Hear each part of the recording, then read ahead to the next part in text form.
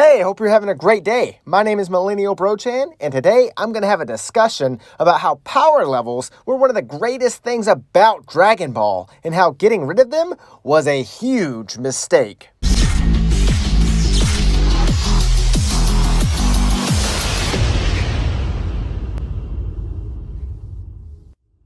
So were power levels really all that important? Did they really provide anything of true substance to the Dragon Ball franchise, or were they merely a concept placed in the story to highlight the ignorance of the villains for relying on numbers and technology instead of the intricacies of ki control and the martial arts? These are things you might be asking. Well, in this discussion, I'm going to lay out an argument for not only the importance of the power levels, but how getting rid of them was the single biggest mistake in the Dragon Ball franchise. Now, are Dragon Ball Z and Dragon Ball Super still good shows after power levels were no longer being used? Yes, absolutely they are. I'm not saying that they aren't. What I am saying, however, is that if Akira Toriyama would have kept the concept of power levels in the franchise past the Frieza arc, then they could have been made so much better. After all, they are good shows, but they are not perfect. To newer fans of the franchise, those who have only started watching since Dragon Ball Super and have little to no recollection of what it was really like having your first exposure to Dragon Ball being the Saiyan Saga or Namek Saga or Frieza Saga, may think of power levels as being a trivial concept or even possibly meaningless. Those of us, however, that did grow up with those sagas being our original exposure to Dragon Ball can remember exactly how big of a deal it really was. What a pivotal and key role it played in the storyline and how it made us perceive the characters. It helped give us, the viewers, a very clear depiction of exactly how each character stacked up to the others. It gave vivid explanation to the extreme disadvantages and challenges faced by the Z-Fighters. Power levels helped us understand the extreme power difference, the gap between one villain to the next. It also gave us a better understanding of how much stronger the Z-Fighters became from their training. I mean, without power levels, Goku's training on his way to Namek under 100 times Earth's gravity wouldn't have felt nearly as impactful. I mean, the scene of watching Captain Ginyu's face as he watches the numbers on his scouter continue to rise as Goku powers up is one of the most iconic scenes in all of early Dragon Ball Z. It allowed for the viewer to more precisely feel exactly what Captain Ginyu was feeling because we could see exactly what it was that he was seeing. We knew exactly where his power level was and compared to Goku's and how it stacked up. If you compare that to vague statements like, "I've never felt a power like that before," or "there seems to be no end to his power," like given in later Dragon Ball, I mean, it's pretty easy to see the level of disconnect gained by doing away with power levels. Giving exact numbers instead of just vague statements gives not only the viewer a more immersive experience, but it also forces the writer to be more consistent with their power scaling. If you don't understand what I mean about modern Dragon Ball not having consistent writing as far as power scaling is concerned, then if you haven't already, I would actually suggest that you watch my video over Jiren versus Broly, where I give a very clear example of just what I mean when I say inconsistent power scaling in the writing, and go into extensive detail breaking it down. It's a fun watch, so I'll leave a link in the description. That being said, I still want to give a brief example of it here as well. But first, if you're enjoying this video, then I just want to give a quick reminder to hit that like button and subscribe, because really, that's the only way I'll know to keep making content like this. Also, remember to smash that bell icon so that you can become notified of my future content and never miss out on any Dragon Ball discussion. With that out of the way, let's get back to it. So as much as I enjoy post-power level Dragon Ball Z and Dragon Ball Super, it can give us points where we're left scratching our heads trying to figure out exactly why one character can beat another, or how in the world someone can possibly be as strong as they are. It seems like as the story progresses past the Frieza arc, the importance for consistency of power scaling doesn't become less important, but it does become increasingly more and more ambiguous. We can see a prime example of this in the very next major arc in the fight between Gohan and Super Perfect Cell. I mean, go ahead, ask all of your Dragon Ball friends how powerful Super Perfect Cell was in comparison to Super Saiyan 2 Gohan, and you'll probably get different answers from all of them. I mean, was he stronger than Gohan?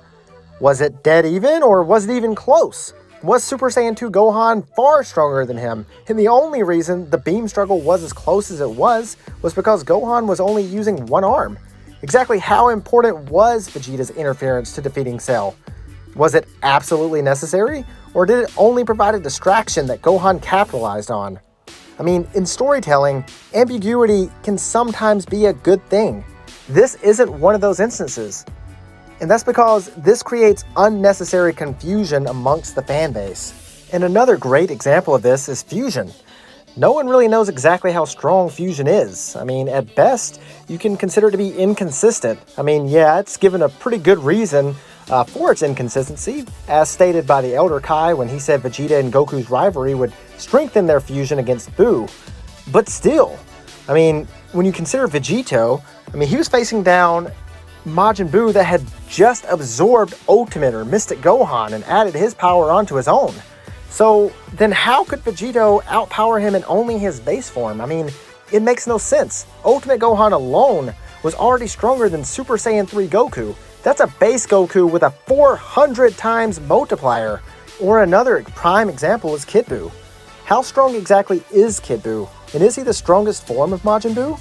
This is a debate I oftentimes have with other fans of the show, and actually, I'm considering making a future video on the topic, so let me know if that's something you'd be interested in hearing in the comments. But if we still had power levels, we would know, and honestly, the threat would have felt more immersive.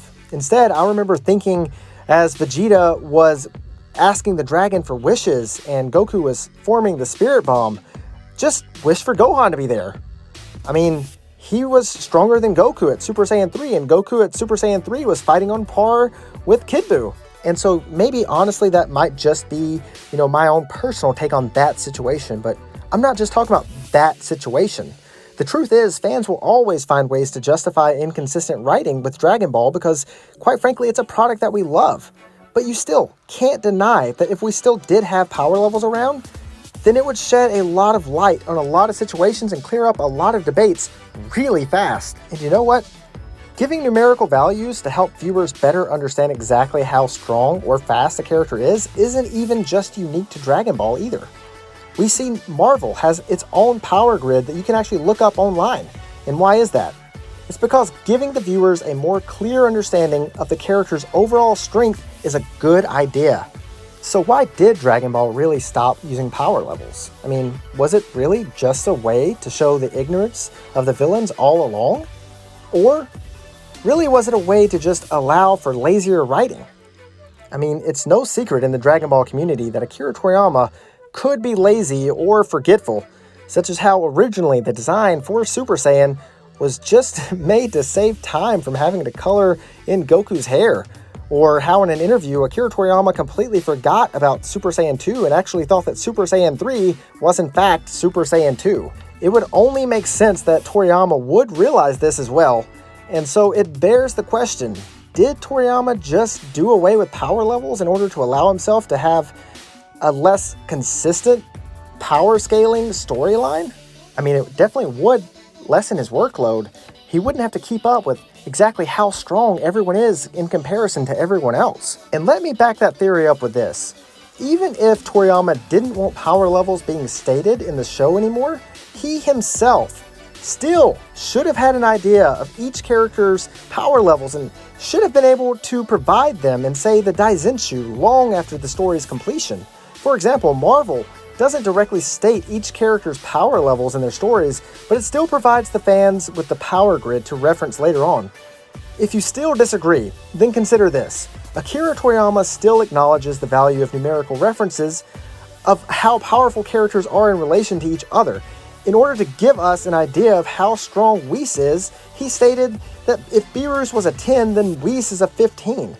That alone proves that Toriyama himself agrees with me on the importance of clarity when comparing one character's power to another. But what do you guys think? Let me know in the comments below, and don't forget to like, share, and subscribe. And thanks for sticking around until the end, and until next time, I'll catch you guys on the flippity flip.